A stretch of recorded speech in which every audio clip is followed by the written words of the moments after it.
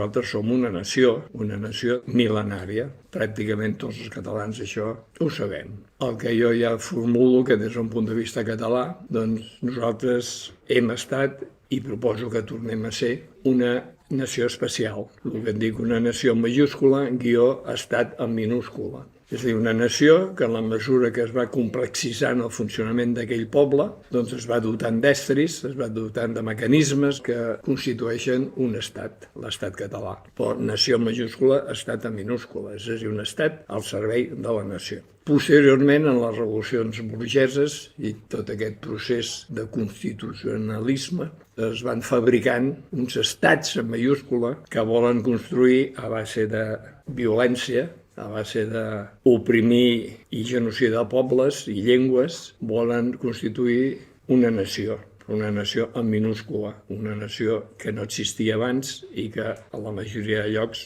no han arribat a constituir. Els estats que han englobat diverses nacions són presó de nacions i aquests estats en majúscula, nació en minúscula, són genocides de pobles. I l'estat espanyol és un dels millors exemples, dels més descarats, dels més cruels, dels més clars que pot haver-hi. Nosaltres som una nació-estat i un estat europeu, el primer estat constitucional. I això cal també reivindicar-ho. Hem d'explicar que som els inventors de les constitucions i que vam elaborar tot un lèxic polític, però també en altres camps que convé anar també recuperant en el camp de la hípica, en el camp de l'esgrima, en el camp de la ciència, de la filosofia, de l'espiritualitat, en particular en l'àmbit de l'organització comunitària. Prefereixo dir això que no pas àmbit polític o jurídic. Nosaltres som un estat europeu i això es confirma senzillament buscant mapamundis anteriors a 1714. Sap que en molts ja hi ha una trampa, perquè en lloc de Catalunya, Principat de Catalunya, Regne de València i Regne de Mallorca, apareix Aragó o Corona d'Aragón, que és un invent posterior recent i que falsifica tot. Madrid ens ha falsificat tota la història, s'ha apropiat de gran part de la nostra història, de les nostres obres en tots els camps. És la seva obligació, és la potència invasora, ocupant, corruptora, espoliadora, genocida. La seva obligació és eliminar-nos com a catalans, fer-nos a tots ciudadanos espanyoles libres i iguales. Com que som diferents, vol dir que no podem ser lliures i no ho som des de fa 3 segles. Vam ser el primer estat europeu constitucional, apareixíem a les mapamundis, érem la nació catalana. Països catalans és un substitutiu, considero que del punt de vista català hem de parlar de nació catalana que englobava el Regne de Mallorca, el Regne de València, el Principat de Catalunya com a pal de paller, confederats amb el Regne d'Aragó, que sí que existia com a Regne d'Aragó, però no com a Corona d'Aragón. Aquest és l'invent que serveix per tapar els regnes catalans i els virregnats d'Itàlia, de Grècia i després ja d'Amèrica. Érem una potència mundial i tot això ens ho han espoliat. L'espoli no és només econòmic, és històric, és cultural, és artístic, de biblioteques, de monuments, és de tot tipus. Això forma part del genocidi català, que Madrid ja des de començaments del segle XVI ja va començar a executar. Vam ser un estat europeu independent fins 1714. Som un estat europeu, el mateix estat europeu, Principat de Catalunya, independent fins 11 de setembre de 1714, ocupat des d'aleshores. Però som un estat europeu, el Principat de Catalunya, ocupat des de 1714. Això és fonamental també des del punt de vista català, esclar. Des de qualsevol altre punt de vista no ho som. 1714 marca un abans i un després, i aquesta és també una qüestió cabdal. Des de 1714 no hi ha res català, ni poble català, perquè un poble que no és lliure no és poble. Per tant, des de 1714 hi ha un territori català, però tot el que es fa sobre aquest territori català és Estado espanyol aplicado en territori català.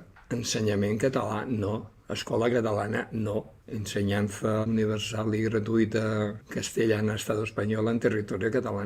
La diferència en temps de Franco és que aleshores aquesta ensenyanza castellano Estado espanyola s'imposava en castellà i per tant la podíem rebutjar més fàcilment i ara se'ns imposa en català, en la qual és més insidiosa, és més penetrant la seva falsificació i així s'avança el genocidi contra el poble català.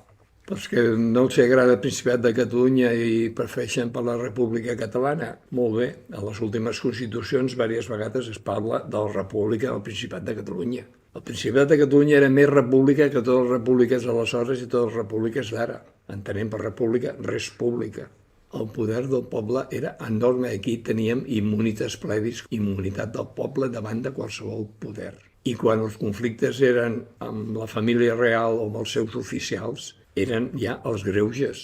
I els greuges havien de ser resolts pel rei abans de poder obrir unes noves corts. Però és que la majoria de conflictes amb les autoritats ja es solucionaven abans, sense arribar al rei.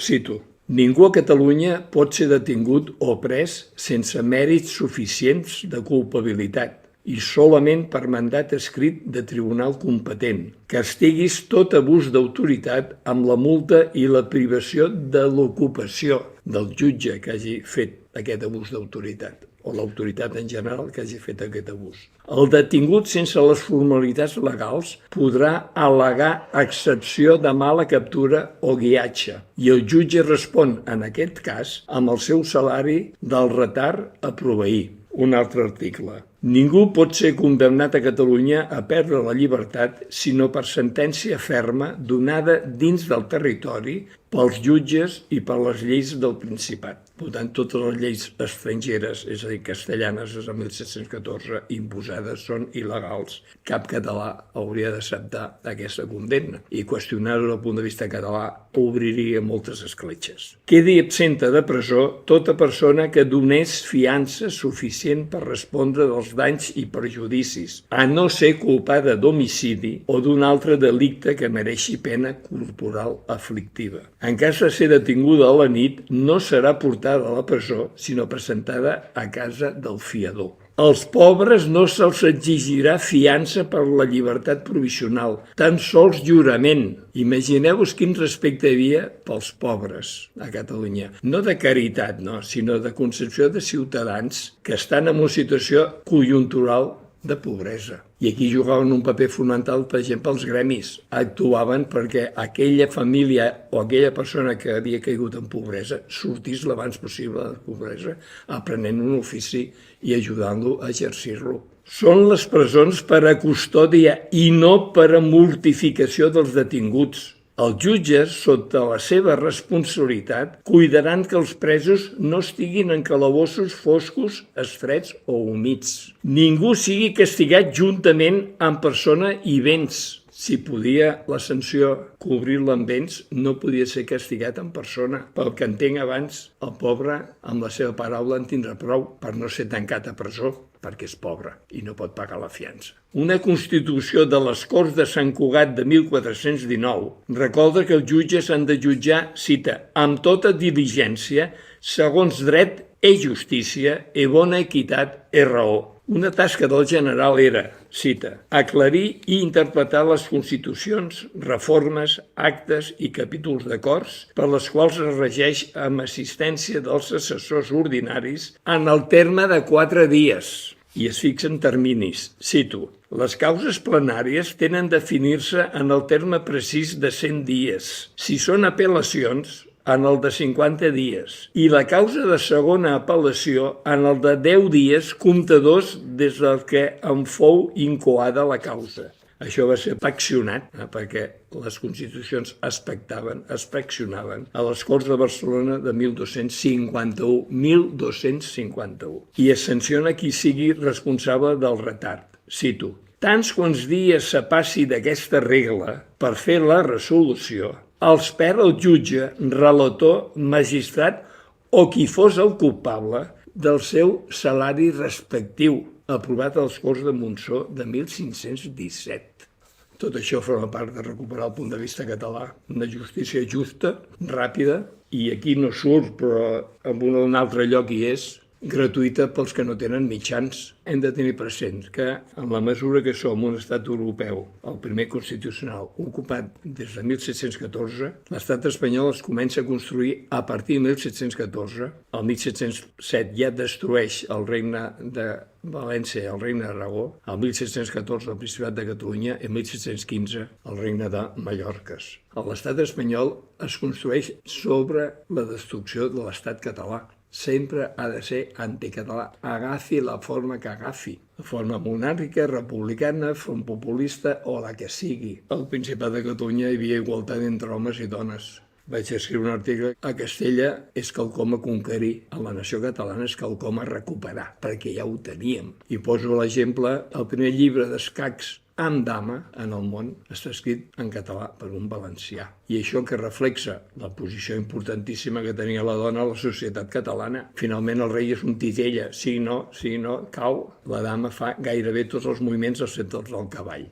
La dama és potent, el rei és simbòlic en el joc d'escacs, i probablement així era, i cal recuperar-ho al Principat de Catalunya. Al Principat de Catalunya no hi havia corrupció, com que la llei era el costum del poble escrit, implicava un clima diari de funcionament respectuós, de buscar funcionament col·lectiu, comunitari, i això dificultava la corrupció personal. Suposo que mai evitava el 100%, però segur que la dificultava. Però és que corrupció social era impossible. El fet d'escollir els càrrecs per al mètode d'insaculació era un antídot contra la corrupció social. Cal que recuperem, que expliquem que vam ser el poble més lliure d'Europa durant segles. I això ens donava molta força, aquesta dimensió comunitària. La majoria de constitucions tenien com a objecte impedir, i si no era possible impedir-ho, sancionar els abusos de poder. No té res a veure amb el que passava a Castella, a França i altres regnes. 30 generacions de catalans van ser el poble més lliure d'Europa. 12 darreres generacions de catalans han nascut i morts presos. I des d'un punt de vista català hem d'atrevir-nos a acceptar, entendre i explicar que tots els catalans d'avui en dia hem nascut presos. Tots! I que volem recuperar la llibertat.